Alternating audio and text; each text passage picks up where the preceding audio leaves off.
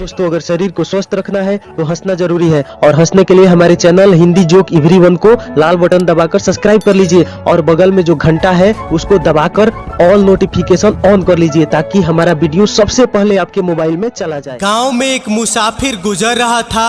उसने एक बच्चे को खेलते देखा और बोला, बेटा क्या आप मुझे थोड़ा सा पानी पिला देंगे? बच्चा बोला, अगर लस्सी हो जाए तो? मुसाफिर बोला, तब तो बहुत ही अच्छा होगा। बच्चा भाग कर गया और लस्सी ले आया। मुसाफिर ने 5 लोटे लस्सी पीने के बाद बच्चे से पूछा, क्या तुम्हारे घर में कोई लस्सी नहीं पीता? बच्चा बोला, पीते तो सब है, लेकिन आज लस्सी में चूहा गिर गया था और उसी में मर गया था। मुसाफिर ने गुस्से में लोटा जमीन पर दे मारा। बच्चा रोते हुए बोला, मम्मी इन्होंने लोटा तोड़ दिया, अब हम टॉयलेट क्या लेकर जाएंगे? पुलिस से बचने के लिए 3 चोर बोरियों में छिप गए। पुलिस वाले ने पहली बोरी पर लात मारी। अंदर से आवाज आई, भौं भौं। पुलिस वाला बोला, लगता है इसमें कुत्ते हैं। दूसरी बोरी पर लात मारी। फिर अंदर से आवाज आई, म्याऊं म्याऊं। पुलिस वाला बोला, लगता है इसमें बिल्ली है। तीसरी बोरी पर लात मारी तो कोई आवाज नहीं आई। फिर 3-4 बार लात मारी, फिर भी आवाज नहीं आई। 5वीं बार लात मारने ही वाला था तभी अंदर से पप्पू की आवाज आई, मैं आलू हूँ आलू।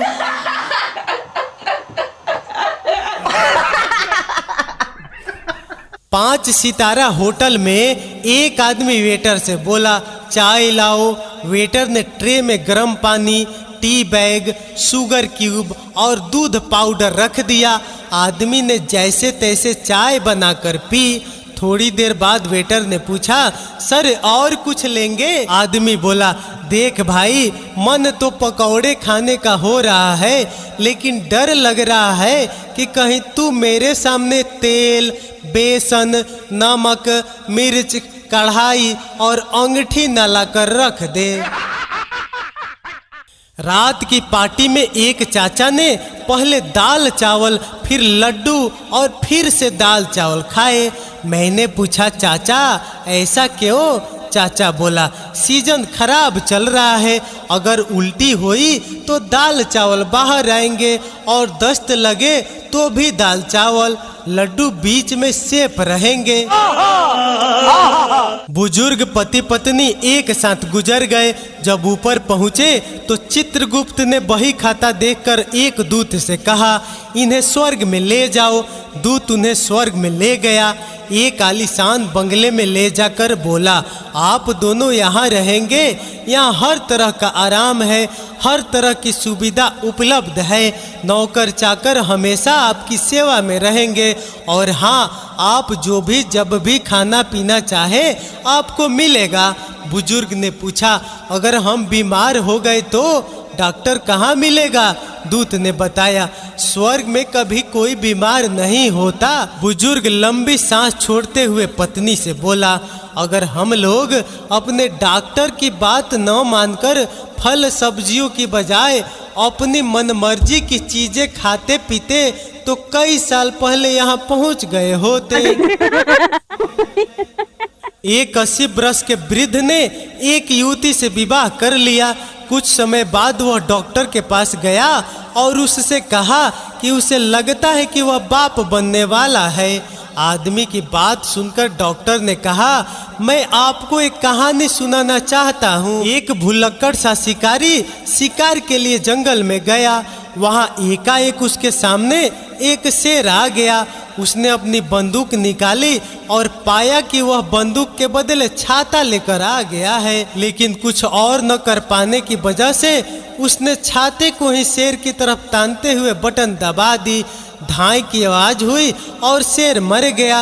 वृद्ध व्यक्ति ने कहा, असंभव, जरूर किसी ने बगल से गोली चलाई होगी।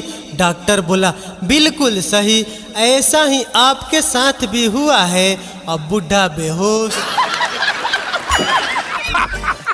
एक बार पप्पू ने घड़ी बनाने वाले से पूछा, इस घड़ी को ठीक करने का क्या लोगे? घड़ी वाला बोला, जितनी कीमत है उसका आधा दे देना। अगले दिन जब घड़ी वाले ने पप्पू से जब अपना मेहनताना मांगा तो पप्पू ने उसे 2 थप्पड़ मार दिए। घड़ी वाला बोला, यह क्या किया तुमने? पप्पू बोला, कुछ नहीं, जब मैंने घड़ी लेने के लिए जिद की थी तो मेरे पिताजी ने मुझे 4 थप्पड़ मारे थे। एक बहू अपने ससुर से कहती है, बाबूजी इलायची खत्म हो गई है, आते समय बाजार से लेते आना। ससुर बोला, हमारे यहाँ बड़ों का नाम नहीं लेना चाहिए, इलायची तुम्हारी सास का नाम है। बहू बोली, ठीक है, आगे से ध्यान रखूंगी। अगली बार बहू ने कुछ ऐसा कहा कि ससुर के होश उड़ गए। बहू बोली, बाबूजी माँ जी खत्म हो गई है, आते समय बाजार से लेते आना। अब ससुर बेहोश। पप्पू ने एक राह चलती लड़की से कहा, आपने पहचाना मुझे? लड़की बोली, नहीं, आप कौन है? पप्पू फिर बोला, मैं वही हूँ जिसे आपने कल भी नहीं पहचाना था। एक बुढ़ा बस की सीट में अकेला बैठा था, तभी उसके साथ एक बुढ़िया आकर बैठ गई। बुढ़िया बोली, अंकल जी आप कहाँ जा रहे हो? बुढ़ा कुछ नहीं बोला और चुपचाप बैठा रहा। बुढ़िया फिर बोली, अंकल जी कहाँ जा रहे हो?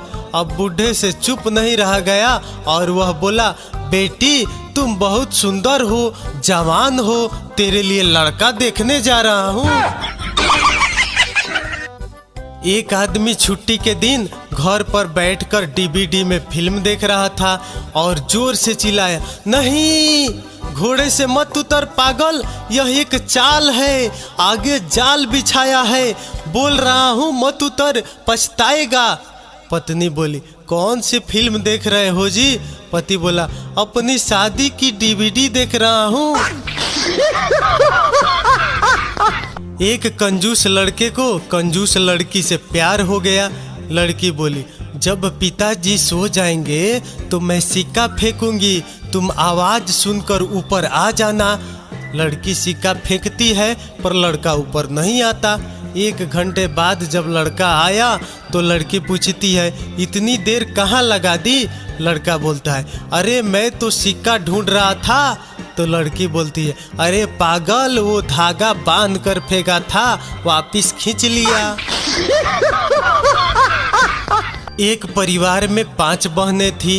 एक का नाम था टूटी, दूसरी का नाम फटी, तीसरी का नाम फीकी, चौथी का नाम मरी, 5वीं का नाम भूतानी। एक दिन उनके घर पर लड़की देखने के लिए मेहमान आए। मम्मी ने पूछा, अब कुर्सी पर बैठेंगे या नीचे चटाई पर? मेहमान बोला, कुर्सी पर। मम्मी बोली, टूटी कुर्सी लेके आओ। मेहमान बोला, नहीं नहीं, हम चटाई पर ही बैठ जाएंगे। फिर मम्मी बोली, फटी चटाई लेके आओ। मेहमान बोला, रहने दीजिए, हम जमीन पर ही बैठ जाएंगे। मेहमान जमीन पर बैठ गए। मम्मी फिर बोली, आप चाय पिएंगे या दूध? मेहमान बोला, चाय पिएंगे। मम्मी फिर बोली, फीकी चाय लेकर आओ। मेहमान बोला, नहीं नहीं, चाय रहने दो, हमें दूध ले आओ। मम्मी फिर बोलती है, मरी भैंस का दूध लेके आओ। मेहमान बोला, रहने दीजिए, हमें कुछ भी नहीं चाहिए, सिर्फ लड़की दिखाइए। मम्मी फिर बोली, बेटियों भूतनी को लेके आओ। अब मेहमान बेहोश। एक महफिल में एक बुजुर्ग खड़े होकर अपना अनुभव बता रहे थे। बोले, मैंने स्वयं को अपनी जिंदगी में 3 प्रकार के लोगों से ज़्यादा बदनसीब नहीं देखा। पहला वो जिसके पास भरपूर नए कपड़े हो फिर भी पुराने से काम चलाता हो। दूसरा वो जिसके घर खाने को भरपूर व्यंजन हो पर कंजूसी या बीमारी की वजह से खा नहीं पाता हो। तीसरा वो जो इतना कहते ही बुजुर्ग का गला रूंध गया और आंखों में आंसू आ गए। लोगों ने पूछा, तीसरा कौन? बुजुर्ग ने भरे गले से जवाब दिया, तीसरा वो जो भरपूर पैसा और भरपूर शौक रखने के बावजूद सिर्फ अपनी बीबी के खौफ से 2 पैग दारू नहीं पी पाता हो। उसके इतना कहते ही महफिल में आधे से ज्यादा लोग दहाड़े मारकर रोने लगे। एक पत्नी सो रही थी, उसके पैरों के पास एक नागिन कुंडली लगा के बैठी थी। पति जब देखा तो बोला, पति धीरे से बोला, डसले डसले। नागिन बोली, कमीने, चरण स्पर्श करने आई हूँ, ये गुरु है हमारी। एक पत्नी चांदनी रात में अपने पति के साथ लेटी थी। पत्नी बोली, जानू तुम्हें मुझ में क्या अच्छा लगता है? पति बोला, मुझे तुमसे जुड़ी हर चीज अच्छी लगती है डार्लिंग। पत्नी बोली, जैसे कि बताओ ना। पति बोला, जैसे तुम्हारी छोटी बहन प्रिया, तुम्हारी मौसी की लड़की सालू, तुम्हारी मम्मी की लड़की शीतल, तुम्हारी बुआ की लड़की नेहा, तुम्हारे पड़ोस की बेटी ममता और तुम्हारी सहेली पिंकी। इतना कहने के बाद पति की खूब धुलाई हुई और पति के दोनों घुटनों और जबड़ों का इलाज चल रहा है। एक बार एक महिला सवाल पूछी। महिला बोली, कौन ज्यादा संतुष्ट है, जिसके पास 10 बच्चे हैं या फिर जिसके पास 10 लाख रुपए हैं? पुरुष बोला, जिसके पास 10 बच्चे हैं। फिर महिला बोली, वह कैसे? पुरुष बोला, जिसके 10 बच्चे हैं वो और अधिक नहीं चाहता, जबकि जिसके पास 10 लाख रुपए हैं वह और ज्यादा चाहता है। क्लास के पहले दिन टीचर ने सभी स्टूडेंट से अपना अपना नाम और हॉबी बताने को कहा। सबसे पहले लड़के ने बताया। पहला लड़का बोला, मेरा नाम राजू है और मुझे चांदनी को निहारना अच्छा लगता है। फिर दूसरा लड़का बोला, मेरा नाम पंकज है, मुझे चांदनी को निहारने अच्छा लगता है। फिर तीसरा लड़का बोलता है, मेरा नाम संजय है, मुझे चांदनी को निहारना अच्छा लगता है। इसी तरह सभी लड़कों ने अपने अपने नाम बताए, पर हॉबी सबकी एक ही थी, चांदनी को निहारना। अब लड़कियों की बारी थी। पहली लड़की ने अपना परिचय दिया। वो बोली, सर मेरा नाम चांदनी है। यह सुनकर मैडम बेहोश। दर्शन शास्त्र के कक्षा में प्रोफेसर साहब भगवान के अस्तित्व के संबंध में पढ़ा रहे थे। क्या आप में से किसी ने भगवान की आवाज सुनी है? प्रोफेसर ने छात्रों से सवाल किया। कोई नहीं बोला। फिर बोले, क्या किसी ने भगवान को छुआ है? फिर से कोई नहीं बोला। फिर बोले, क्या किसी ने भगवान को देखा है? जब इस बार भी छात्रों की ओर से कोई जवाब नहीं आया तो प्रोफेसर साहब बोले, इससे सिद्ध होता है कि भगवान नहीं है।